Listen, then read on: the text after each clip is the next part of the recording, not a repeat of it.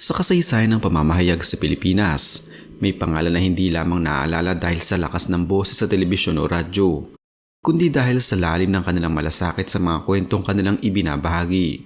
Isa sa mga pangalang ito ay si Jay Taruk. Siya ay hindi lamang isang reporter o news anchor kundi isang dokumentarista, manlalakbay, ama at mamamayang patuloy na naghahanap ng kahulugan ng tunay na serbisyo publiko. Ang kanyang buhay isang patunay na ang journalism ay hindi lang propesyon kundi isang paninindigan, isang landas na puno ng sakripisyo, tapang at pusong handang makinig sa kwento ng kapwa. Ipinanganak si Jose R. Taruk III o mas kilala bilang Jay Taruk noong ika-26 ng Enero 1973. Lumaki siya sa isang pamilya malapit sa mundo ng media. Ang kanyang ama na si Joe Taruk ay isang haligi ng radio broadcasting sa bansa at isa sa mga tinig na kinikilala sa larangan ng public affairs. Sa murang edad pa lamang, nasaksihan na ni Jay kung paano gamitin ang boses at salita bilang sandata ng katotohanan at serbisyo. Gayunpaman, hindi naging madali ang kanyang pagkabata dahil sa bigat ng aninong dala ng pangalan ng kanyang ama. May mga inaasahan, may mga paghahambing, at may tahimik na pressure na hindi madaling buhati ng isang bata. Sa kabila nito, natutunan niya ang disiplina, integridad at kahalagahan ng pagiging tapat sa sarili, mga aral na kalaunan na magsisilbing pundasyon ng kanyang karera. Bagamat malapit sa media ang kanyang pamilya, hindi agad sinuportahan ng kanyang ama ang pagpasok niya sa journalism. Alam ni Joe Taruk ang hirap ng propesyong ito, ang panganib, kakulangan ng oras sa pamilya, at emosyonal na bigat sa pagharap sa masakit na katotohanan ng lipunan. May mga pagkakataon pang nais ni Jay na tahakin ng ibang landas, tulad ng dentistry, ngunit nanaig ang kanyang interes sa komunikasyon at pagsasalaysay. Sa huli, pinili niyang kumuha ng kursong Mass Communication sa Centro Escolar University. Dito niya mas hinubog ang kanyang kakayahan sa pagsusulat, pananaliksik at pag-unawa sa papel ng media sa lipunan. Ang kanyang pagpasok sa GMA Network noong 1994 ay nagsilbing unang hakbang sa isang mahaba at masalimuot na paglalakbay.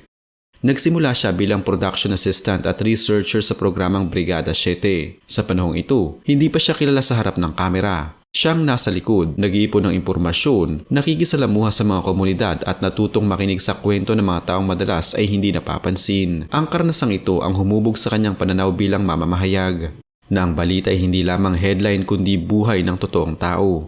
Kalaunan, napansin ang kanyang husay at dedikasyon kaya't nabigyan siya ng pagkakataong maging field reporter. Dito niya unang naranasan ang physical at emosyonal na hirap ng pagbabalita, ang pagtakbo sa gitna ng sakuna, ang pakikipag-usap sa mga biktima ng karahasan at kahirapan at ang pagdadala ng bigat ng kanilang mga kwento pauwi.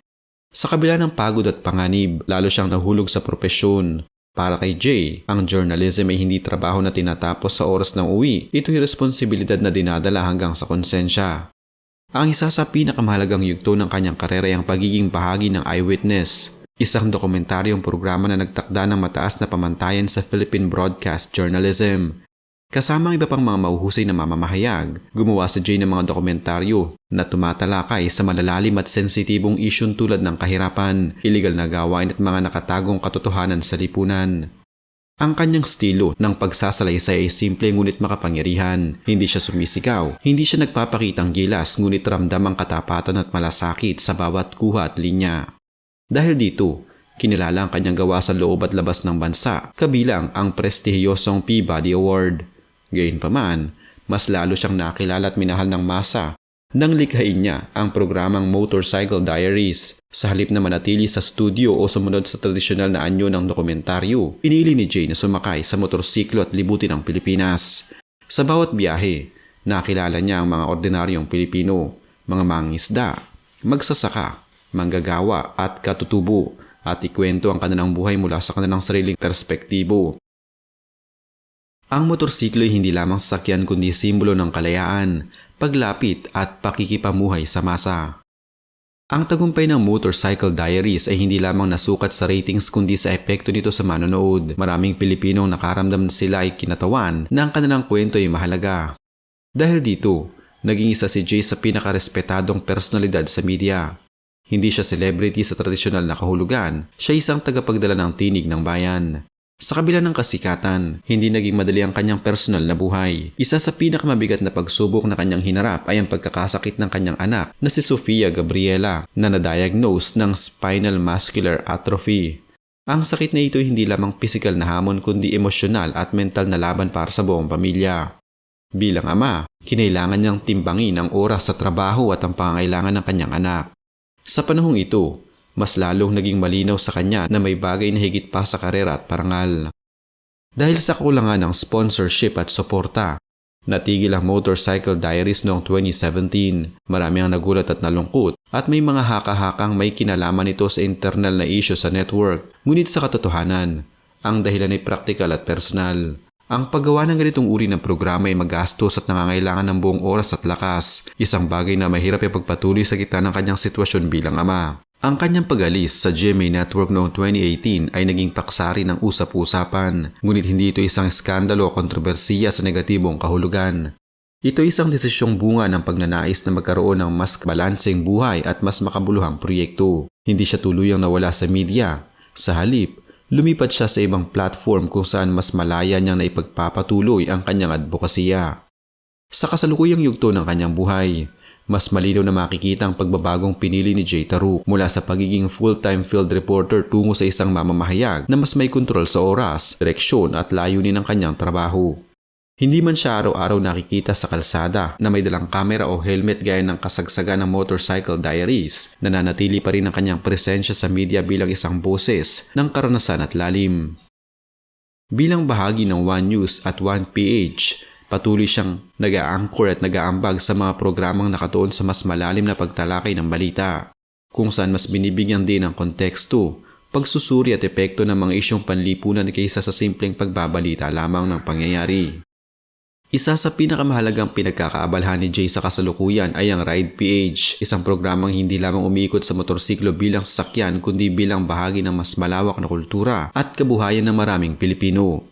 Sa palabas na ito, mas pinagtutuunan niya ng pansin ang kaligtasan sa kalsada, disiplina ng mga motorista at ang papel ng mga riders sa ekonomiya, lalo na mga delivery riders at manggagawang umaasa sa motorsiklo bilang pangunahing hanap buhay.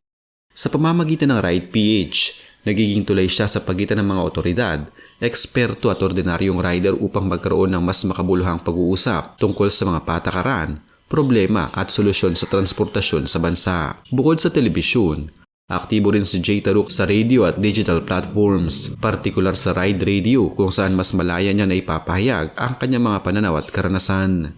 Dito, mas personal ang kanyang tono, hindi lamang bilang mamamahayag kundi bilang isang rider, ama at mamamayan na may sariling pinagdaan ng laban at pagninilay.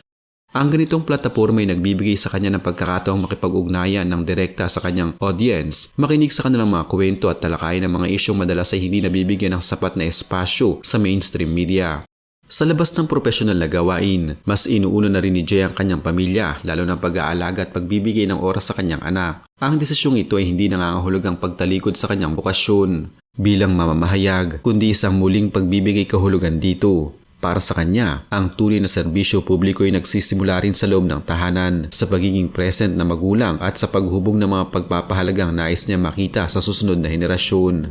Ang balanseng ito sa pagitan ng trabaho at personal na buhay ang isa sa pinakamahalagang aral na dala ng kanyang kasalukuyang yugto.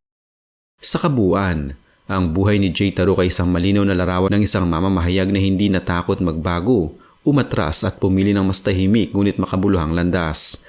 Siya'y patunay na ang tunay na sukatan ng tagumpay ay hindi lamang ang kasikatan o parangal, kundi ang kakayahang manatiling tapat sa sariling prinsipyo at pamilya. Sa bawat kalsadang kanyang tinatahak at bawat kwentong kanyang ibinabahagi, iniwan niya ang marka ng isang tao may malasakit, integridad at pusong handang magsilbi.